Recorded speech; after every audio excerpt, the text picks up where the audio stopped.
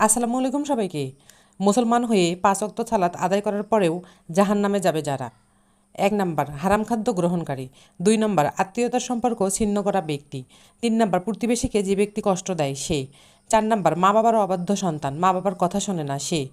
5 number উগ্র মেজাজি, গোয়ার, তেরা, সবাইকে দমায়ে রাখতে চায় এই ধরনের লোক। 6 নাম্বার অধীনস্থদের প্রজাদের যে সমস্ত শাসকেরা, যে সমস্ত রাজারা, রাষ্ট্রপ্রধানরা, সরকার প্রধানরা বা যে লেভেলে আসে সে তার প্রজাদেরকে ধোঁকা দেয় যে ব্যক্তি। 7 নাম্বার অন্য সম্পদকে অন্যায়ভাবে আত্মসাৎকারী ব্যক্তি।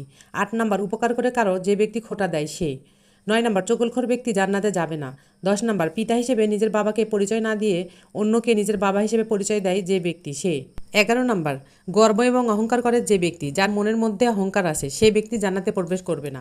12 নম্বর রাসূলুল্লাহ সাল্লাল্লাহু আলাইহি সাল্লামকে যে ব্যক্তি ফলো করে না, তার নির্দেশকে মান্য করে না সে ব্যক্তি। 13 নম্বর অকারণে তালাক কামনা করে, তালাক চায় যে মহিলা সে। 14 নম্বর দুনিয়াবি উদ্দেশ্যে যারা এলেম শেখে, কোরআন হাদিস শেখে, এলেম অর্জন করে আলেম হয় দুনিয়ার কোনো উদ্দেশ্যে আল্লাহকে খুশি করা ছাড়া, অন্য কোনো ধান্দায় তারা। 15 নম্বর চুলে বা দাড়িতে যারা পিওর কালো কলম ব্যবহার করে তারা। 16 নম্বর যে কোনো ভালো কাজ করে সেখানে মানুষকে দেখানো বা এটা প্রচার করে এই উদ্দেশ্যে থাকে যাদের তারা। 17 নম্বর যারা ওয়ারিশকে তার হক থেকে বঞ্চিত করে এরকম অভিভাবক। এসব লোকেরা মুসলমান হয়ে 5 ওয়াক্ত সালাত আদায় করার পরেও জান্নাতে যেতে পারবে না।